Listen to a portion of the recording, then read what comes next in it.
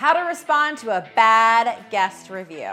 We'll help you never get another bad review again with just this one sentence, but you're gonna have to stick around to the end for that. Hi, I'm Sarah Karakayan. And I'm Annette Grant. And together we are Thanks for visiting. We've been hosting for well over a decade, welcomed tens of thousands of guests, and earned thousands of 5-star reviews. Our portfolio continues to bring in over 1.5 million year over year, and supported not only by the industry's leading brands, but also some of the biggest media outlets. And we're here to help you with your furnished rental. You're gonna get a bad review. I don't care how amazing of a host you are, you will eventually get a bad review. When we receive a bad review, if we haven't done the mindset work yet, human nature puts you on the defense. You want to defend your product, right? Your short-term rental, that thing that you've worked so hard to make beautiful and to make comfortable for your guests. That is where we have to stop you and reset that brain of yours to think about it in a more positive and solution-based way. These days, especially Airbnb is so good about surveying the guests. They break it down into all these categories, from how was check-in, to how did the guests communicate with you enough, to was it accurate, to how was the location. I mean, they break it down for you, which actually helps the guest when they're filling out that survey really think about their entire stay.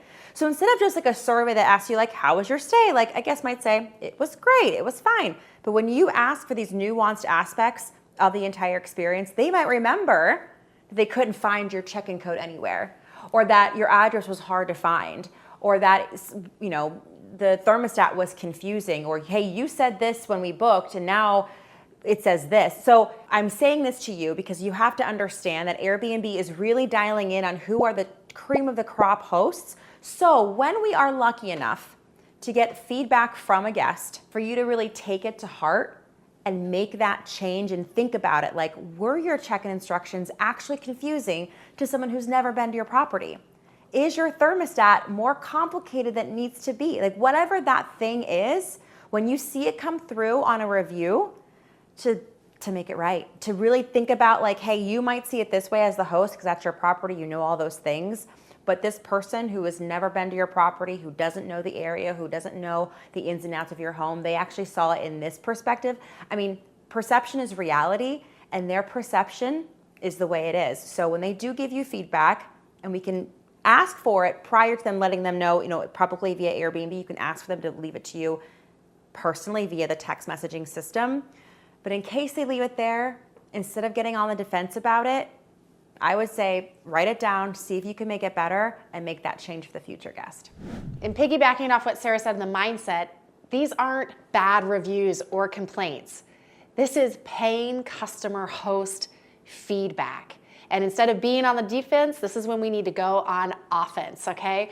Getting that feedback once is okay. Twice, shame on you. You need new sheets, new towels, if the water doesn't heat up fast enough. These are things you absolutely need to take action on. Here's why. That one guest that mentions it, you better believe there was 1 guest, 2 guests, 3 guests that thought it, but they just didn't take the time, nor did they care to give you that feedback. So we always assume that when one guest is giving us that feedback, either other guests had that same feedback, like i.e. in their party, you know, maybe your house sleeps 10, there could have been 10 people all saying the same exact thing, giving that same feedback. So again, it might not be that, oh, this is a persnickety guest, they're high maintenance. No, this is valuable feedback you must take action on ASAP. If you just scroll Airbnb reviews, which I'll admit I do, not even on our properties, but others, what we see all the time is cleanliness issues. That I think just comes up over and over again in other hosts' reviews. Don't let that be you. Make sure to check out our video on how to clean your Airbnb. Now that we've changed your mindset on constructive feedback or valuable guest feedback reviews, how you respond to that review makes all the difference. And maybe even like the fact that we're asking you to respond to the review is news to you or a revelation, which is great because we believe that every review you get, whether it's on Airbnb, Vrbo, Google, wherever, you as the business owner should respond to it. And it's how you respond that makes all the difference. Absolutely. You might be thinking, okay, when I'm responding to the review, you're responding to the guest that left the review. Well, you are, but not really. You're really responding to your future guest. This is your time to shine. This is, obviously you're responding to that guest that left you the review, but the way that you write this copy and let them know it's been resolved, like this is the way that you're marketing. We want you to take this feedback, this response, we want you to turn it into marketing for your next guest, so they can see how you respond to that guest and how you are going to treat them as a guest. 99% of the time, when a guest leaves a review and it includes constructive criticism, they do mention something or some things that they liked about their stay. So when you respond to this review, it's going to be a very specific framework, and there's going to be two options to this framework, and I'm going to do option one and that's going to do option two. They both start out with thanking that guest for taking the time to leave you a review. Your future guest is going to see that you are hospitable and that you are recognizing that the other guest leaving a review was something they didn't have to do, because they didn't have to do that. So you're going to thank the guest for leaving that review. Second thing you're going to do is you're going to highlight what they said they did like about their stay. Okay, so this is like sales psychology here. You're telling that future guest, like, there was something great about your stay and this is what it was. Potentially they said, the house was really clean. Thank you so much for taking the time to leave us a review. We love that you noticed how clean our property is. Cleanliness is one of our top priorities. Now here's where it can go, either option A or option B. Option A, the guest during their stay did alert you to the fact that you didn't have enough throw blankets for them to cozy up with on the couch to watch TV at night. They let you know that day, and then on that day, you actually went to the store, you grabbed them a new throw blanket, and you brought it to them, so you made it right the same exact day. So option A is, again, the same framework. Thank them for leaving the review, highlight what they did like about their stay, and in this option, you're going to say, we are so thankful you let us know that we didn't have enough throw blankets in our living room for you to be comfortable during your stay, because we were able to go out, grab you a throw blanket and bring it to you same day and make it right. Thank you so much for keeping us to being top-notch hosts. We hope you come back and stay with us again sometime soon. So that's option A. This ends up in reviews for hosts often, and in constructive criticism reviews for hosts, is the fact that there wasn't enough in the kitchen to fully equip the guest for their stay, right? There wasn't enough silverware, there wasn't enough coffee mugs, there wasn't a coffee maker, there wasn't X, Y, and Z. Don't let that happen to you. Check out our video all about our top guest amenities for the kitchen that are under $20. Option B, actually going to be a little bit more painful for you. This is where they didn't let you know that they would have liked to have more throw blankets during their stay. So this is kind of shocking to you. It's the first time that you're hearing about it from the guest, even though you sent the automated messages and checked in. You're still going to do similar framework. You are going to thank them for letting you know about the throw blankets. One, they're still great guests. They're probably still letting you know there were things that the cleanliness of the house. You do want to reiterate that again. But here's where you're going to remix and start to market to that next guest. And you are going to let them know that you have taken action, all right? You can say, thank you so much. We've actually purchased multiple new throw blankets. They were delivered on, and say when. Like, they were delivered the Sunday after you checked out on date. That way, the next guest, they'll know, oh, well, my reservation is 4 weeks from that date.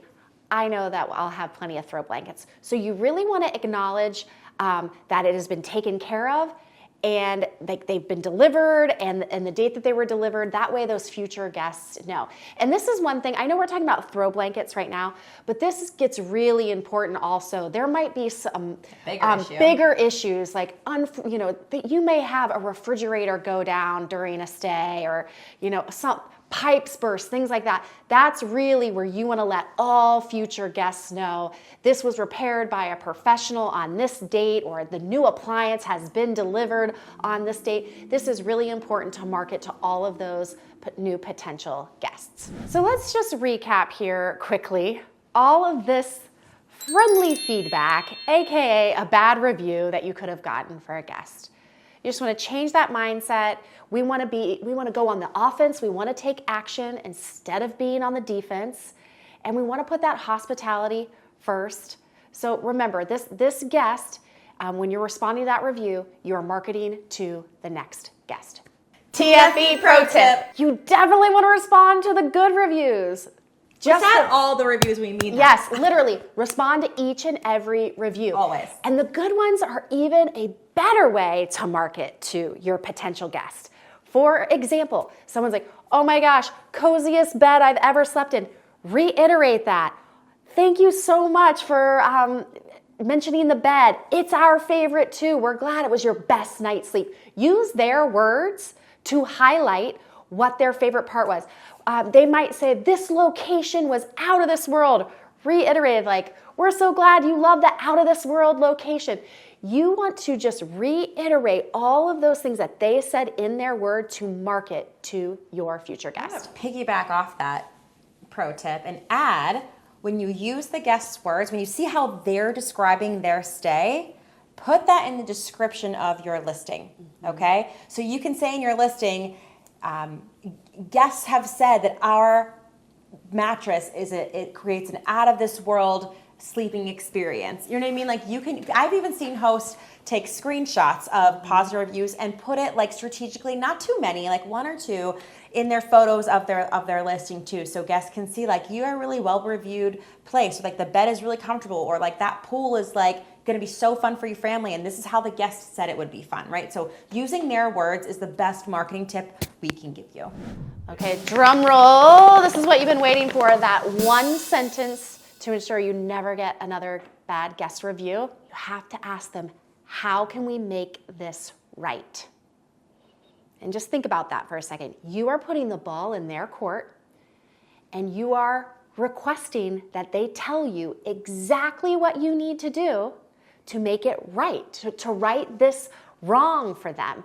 And I've recently been doing this in my own world. I might have a complaint somewhere and I'm like, okay, but wait, what do I really want? What is the resolution that I am seeking that will make me feel whole, that will make me feel like I've been righted in this situation?